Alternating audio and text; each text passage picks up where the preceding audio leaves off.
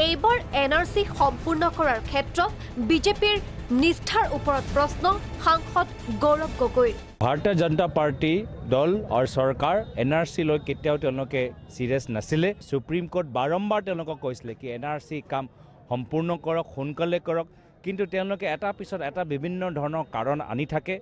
আমি বিচাৰো ফুল and final NRC, draft নহয়। আমি ড্ৰাফট লিষ্ট বিচৰা নাই, এতিয়াও আমি ফুল এণ্ড ফাইনেল লিষ্ট বিচাৰিছোঁ। ৰাজনৈতিক স্বাৰ্থত ৰাষ্ট্ৰীয় নাগৰিকপঞ্জী সম্পূৰ্ণ হৈ উঠাটো বিচৰা নাই বিজেপিয়ে।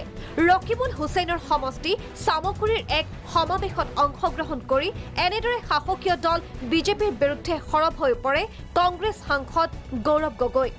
তেওঁলোকে ৰাজনীতিক স্বাৰ্থতে এই এনআৰসি কাম সম্পূৰ্ণ নকৰাটো বিচাৰিছে। আঞ্চলিক দল অসম গণ পৰিষদৰ সমালোচনাটো সৰব গৌৰৱ গগৈ। গৌৰৱ গগৈৰ প্ৰশ্ন, জাতিৰ সংকটৰ সময়ত অতুল বৰা বিদেশত কিয়? আমাৰ অগপ দলৰ আমাৰ মন্ত্ৰী তেওঁ ভিয়েটনামত আছে। সাংবাদিকসকলৰ জৰিয়তে মাত মাতি আছে, কিন্তু চাওক যি সময়ত অসমৰ ভিতৰত বিভিন্ন ধৰ্ম বৰ্ণৰ মাজত সংঘাত সৃষ্টি হৈছে, তেওঁলোকে আজি অসমীয়া নাগৰিক হৈ অসমীয়া সমাজক লৈ আজি অসমত থকা নাই, তেওঁলোকে ভিয়েটনামত 5 ষ্টাৰ হোটেলত ফুৰি আছে। প্ৰাক্তন মন্ত্ৰী ৰকিবুল হুছেইনো বিজেপি মিত্ৰজোঁটৰ চৰকাৰৰ বিৰুদ্ধে এইদৰে সৰব হৈ পৰে।